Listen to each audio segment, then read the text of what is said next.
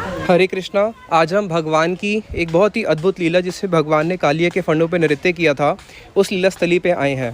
ये जो सामने आप वृक्ष देख रहे हैं, ये वही वृक्ष है जिस वृक्ष की डाल के ऊपर चढ़ के भगवान श्री कृष्ण ने यमुना जी में गोता लगाया था। यहाँ पे कालिया के विष के प्रभाव से आसपास के जितने भी पेड़ हैं सब के सब नष्ट हो चुके थे। केवल यही वृक्ष क्यों बचा था?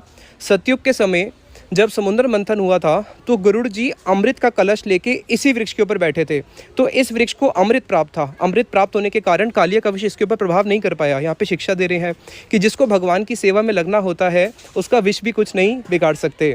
तो ये वही वृक्ष है जिसके ऊपर साक्षात गरुड़ जी ने अमृत का कलश रखा था।